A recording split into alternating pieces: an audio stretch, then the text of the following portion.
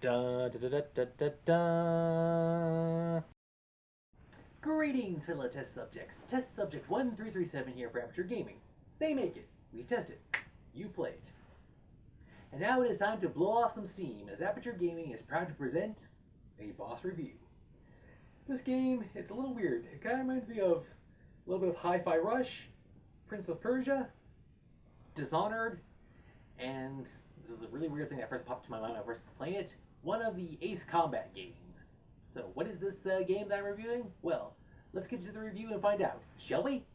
Series. The game that I'm reviewing in question is Ereban Shadow Legacy. And as far as I can tell, it is not a sequel, prequel, or in-between quel. Team. This game was developed and published by Baby Robot Games. Plot. This game takes place in the future, in space, in science fiction. The main character is Ayana, and she's supposedly the last of her kind, an Ereban. Her people have the ability to move amongst the shadows and use them to her advantage.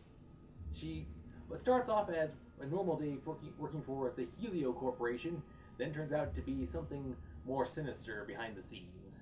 And it says your job is to find a way to find out what happened to your people, save the universe as per usual, and figure out why a company that ironically is named Helios is a shady organization. Gameplay controls. The game is a third-person stealth, I want to say platformer. As Ayana, you have the ability to move. You go from a physical form into a shadow form, and you're able to go across certain areas as long as it's dark. You also have the ability to collect and craft weapons and gadgets. So you have some magic and some technology that you use it to find a way to. You have to use it to sneak around guards because you can't do combat. You can sneak up and stealth take them out, but direct combat is not an option. Yeah, so you use scanners to see where things are. You use decoys to distract the enemy, and you use your powers to navigate around and try to avoid detection and collect items. Graphics. The graphics for this game look really good. Kind of reminds me along the lines of the Prince of Persia games, and I think around it's almost cel shaded, so it could be the one Prince of Persia game that was not part of the official series, the spin-off one. But yeah, that's where it gets the Hi-Fi Rush comparison. But yeah, this game looks really good. It has a good balance between it has environmental locations, technology locations. You have, of course, the robots are the antagonists. So everything looks really good. I give very high praise for the visuals on this game. Audio. The audio is good also. I like how sometimes the robots will be next to each other, and they will. It's weird. They actually have the robots programmed to have idle conversations, communicate with each other. Like they say, suppress sigh. I do not know what I am doing with this job. Shoulder pat. I understand what you're talking about. It is hilarious. The music is nice. How it goes between the regular background music, and if the situation gets more intense, it changes based on the situation. It has kind of an air of classical stuff when you're in a calm area or when you're learning more about the world around you. And the voice work for the robots and for Ayana, it's all great. All the character narration, it is really good. Multiplayer. No, there was no multiplayer. DLC. Yes, currently there's only one DLC for this game, and that is the soundtrack. Aside from anything else game related, no, there's no other DLC. Issues. Alright, I encountered a few issues. For starters, there was one area when I was talking to a character, and their outfit was clipping through their shoulder, so it was a slight graphical issue. Also, in one spot when I was doing the shadow run across a wall, I actually fell through part of the map into a cave. Now, I had previously discovered this cave, so I knew where I was, but here's what. I had fallen through solid rock into this area, so a slight issue there with the traversal and walls I can interact with. Now, they have it so, they make it so, if an area has light, you can't go through it, so they have interesting ways with plants and lights and stuff.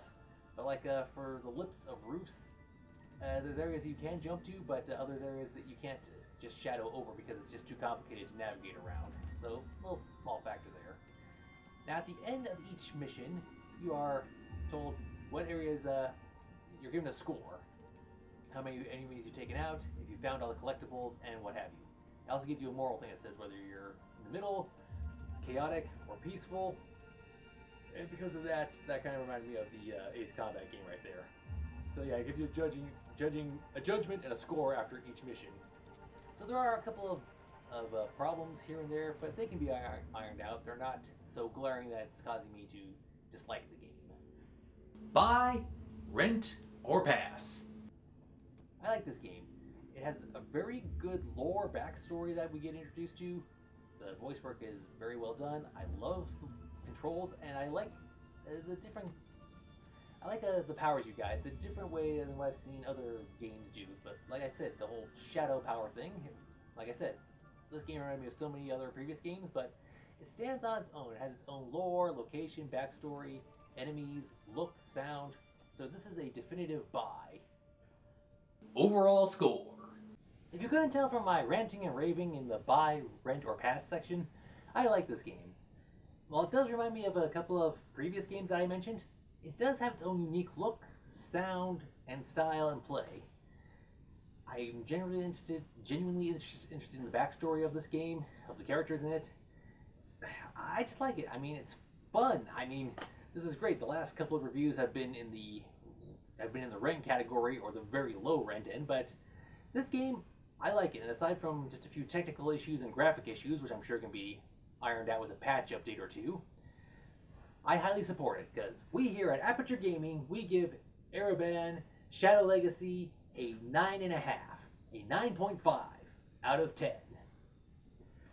Yeah, I look forward to playing more of this game and seeing how it all turns out. Sure, it also, I'm not a fan of the whole score at the end thing, the judging at the end, but this gives me a chance to go back and try to find the things that I missed. So this game does encourage replay value, and your style depends on how you play. Either be aggressive or stealthy, or somewhere walking down the middle. So yeah, figure out which powers you want, and how you want to play.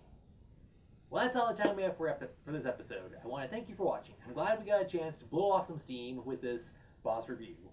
Until next time, this has been Test Subject 1337 for Aperture Gaming saying thank you for watching, game on, and have a nice day.